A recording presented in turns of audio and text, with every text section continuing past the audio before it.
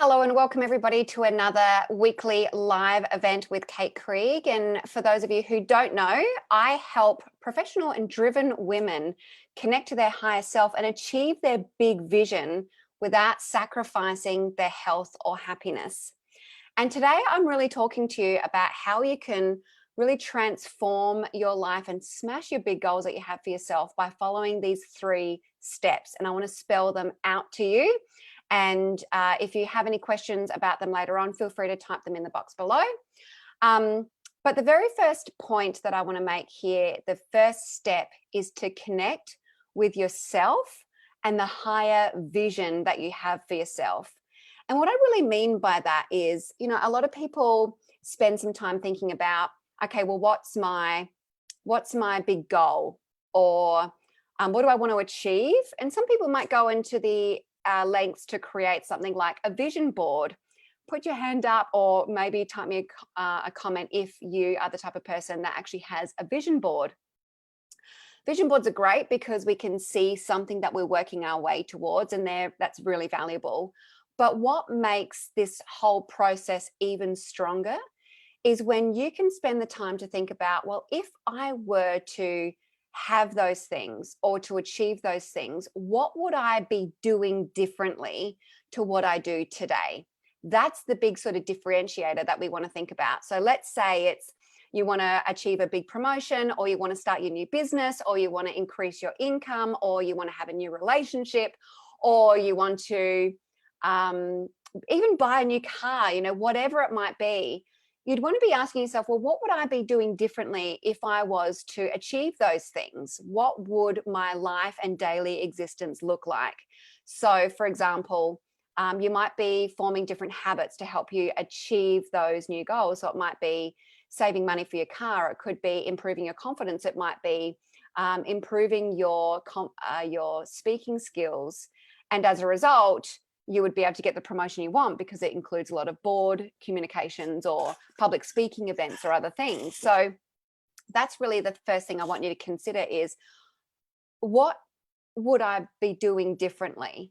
How would my life look on a day-to-day basis in order for me to achieve those goals? And it could be when you go to bed at night. It could be what time you wake up in the mornings, how you consume your existence. So what you consume with your eyes, with your mouth, what you consume with your ears, what are you listening to, what are you reading, who are you communicating with, how are you communicating with them? So what's your higher vision that you have for your life? What's the higher vision that you have for yourself? Who is that authentic person that you really relate to and you connect with versus what's big goal do you have? So that's the first thing. And what I invite you to consider is maybe writing down what your higher self looks like, or connecting to that vision and sort of writing down some describing words that embody who you are. And then a beautiful exercise you can do is also write down the type of person that you are today. And then you'd be able to see what the gaps are in the middle. And, we do this with corporate organizations as well. It's, where are we now? Where do we want to go? What's our vision? Or, some people say big, hairy, audacious goal, but I'm very much into the embodiment of an achievement, an embodiment of being the person that has and is these things. So, what's your vision? What's your current scenario? And then you'll be able to look at the gaps in between. And then you'll be able to focus on, well, if there's one thing that I want to be focusing on right now to influence, to help me achieve that thing, what would it be? And you want to be considering something that's fairly easy that you'll be able to consistently do over time. And that's easy enough to help you build your own self-belief. So build your own self-efficacy. So that's where I would be playing first is, what's your big vision? What's your higher self look like?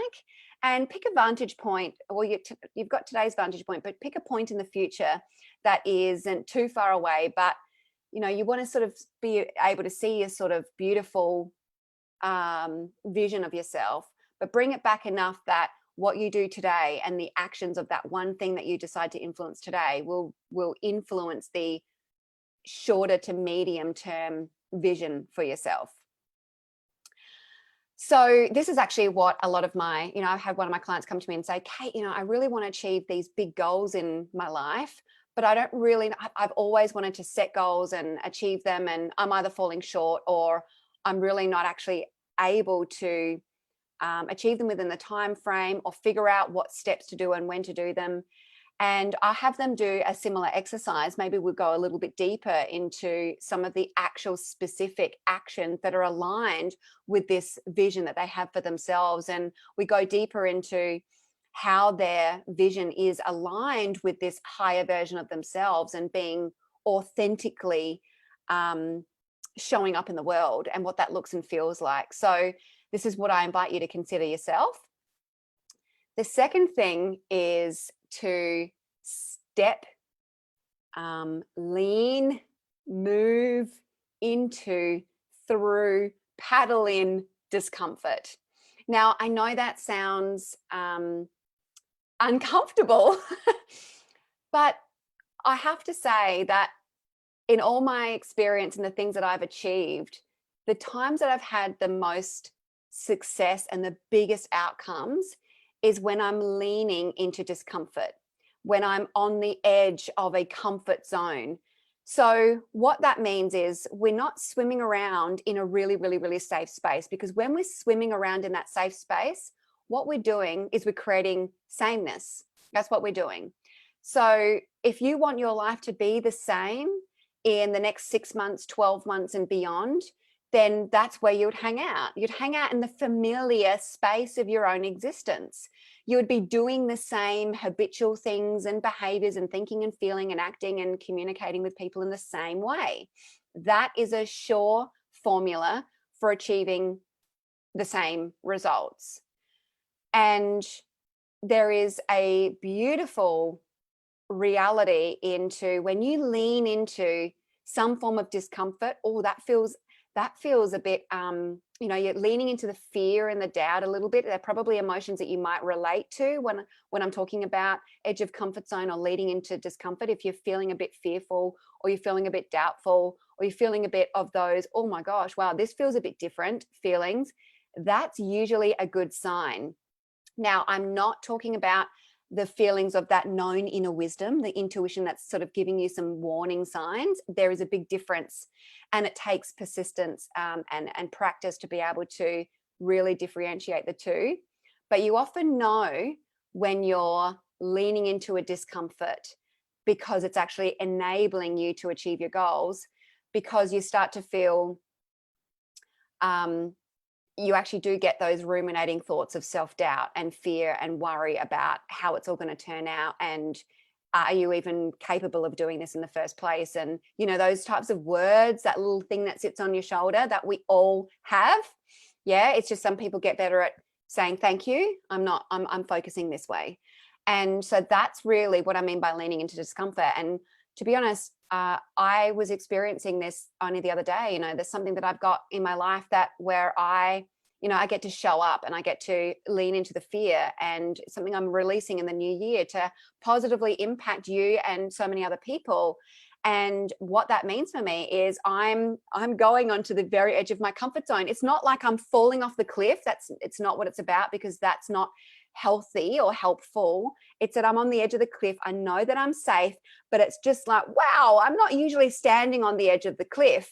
There's a little bit of unfamiliar territory here. It's slightly uncomfortable. So this is what I invite you to consider is, where can I step out of my comfort zone and be able to push the boundaries a little bit in order for me to be able to really transform my life and smash my goals? And it could be things like, even if it's got something to do with your own health and the way that you want to nourish your body, or it could be the way that you want to show up in a workplace, maybe taking on some of the higher level roles by asking to present at some of the meetings, or whether or not you want to create a new job or start a blog post or create a business on the side, whatever it might be.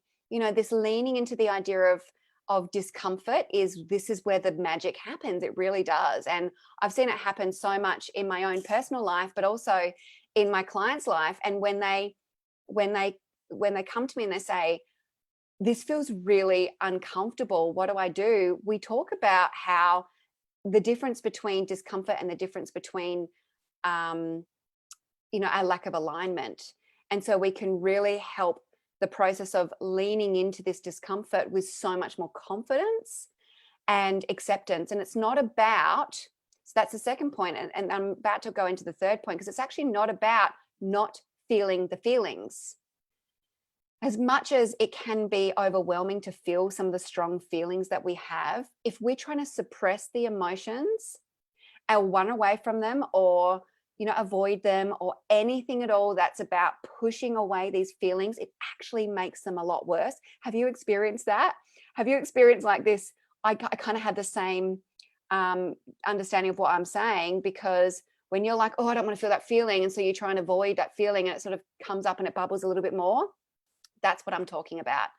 So what we want to be doing is acknowledging the feelings and having a beautiful, gentle curiosity about how these feelings are present, and acknowledging that these feelings are present. And a tip that you can use, and something that I absolutely love, is to get your hand and locate it on your body and feel where you're feeling the strong emotion. And for me, this is usually in my heart, which is why I always end up putting my hand here. And you can ask yourself, start labeling some emotions that it might be. This is Dr. Rick Hanson talks about this. And the emotions are, Dr. Dan Siegel. The emotions, I always talk about Rick Hanson too. The emotions could be, fear, worry, scared, doubt, anxious, frustrated, bored, lonely. Keep labeling, keep thinking about what they might be. So just keep saying them out loud or to yourself. And you will feel a slight shift when you get the emotion right. You'll feel a slight shift, because what it's doing is dialing down your amygdala, which is the alarm center response of the brain that sends you into that mode of panic, or expression of emotion. And what we want to do is dial that down. We want to dial it down, know that we're safe. And once you label it, you can engage your parasympathetic nervous system, which calms you down. And what you want to do is just be with the emotion. So, for example, if I did that and all of a sudden it might be fear or something. So I might say fear. Okay, fear, that's interesting. And I'm not going to try and analyze it, but I'm just going to just close my eyes and feel safe. I know I'm safe. I'm currently in the safety of my home. Nothing is, attacking me. I am, for all intent and purposes, very safe right now. There is nothing that's coming to attack me or jeopardize my existence. And, knowing that safety is important, but acknowledging that there is still some fear. And that's when I would start to give myself some words, or oftentimes I give people specific journaling prompts that they can use to help them move through and sit with this discomfort or this fear or this whatever emotion that they're experiencing, to be able to help them not only manage their emotions better, but be able to still manage their emotions whilst up leveling their performance. That's where it happens, So how do I sort of acknowledge this? How do I make sure that the decisions that I'm making are about fear? How do I know that the decisions that I'm making are just, I'm feeling fearful, or it's not in alignment with me? So, this is something we go deeper in with a lot of my private coaching clients. But then it's also, well, how do I then move through to up level myself to be able to achieve the goals? And that's what I would be saying is one of the best things you can do is just do that, name it to tame it, it's called. And, locate in your body where you're feeling the emotion. And, I encourage a lot of my clients to do this throughout the day, because what it does bring them is visibility of some emotions that they would have suppressed before. So it's not something you do just once when you're feeling like this. You can continue to do it. And this is what I like to teach a lot of people, is continue to do it throughout the day. In fact, a lot of people do it when they're on the toilet, to be honest. It's just like I'm not doing anything else really. So I can just sit here and I can locate and I can name it. And what's interesting is they say, it was all good. And then one time they say, wow, that actually brought up something that I didn't even realize I was sort of subconsciously ruminating on. And that would usually send me into a spiral of procrastination, or, not acting very confident, not reaching out, not doing things. But because I got that visibility of that, early on, I was able to acknowledge it, dial down the amygdala, engage my parasympathetic nervous system, which is basically just calming you down and not getting you out of this fight or flight mode. And now I'm able to better make quality decisions based on, being in this better frame of mind, this better mindset. I'm also managing my emotions, and I'm now able to continue to sort of take action in a way that's in alignment with my higher vision and with my big goals and my big dream. So they're really the three key things that I have seen play out so beautifully in people's lives: that connection with yourself, that higher vision that you have for you, stepping into and leaning into discomfort. So being on that edge of your comfort zone where you're on the edge of the cliff, but it's enough to still feel energized, but you know that you're moving forward. Like, that's when it's a big sign of growth in your life. And the third thing is the management of your mindset and emotions.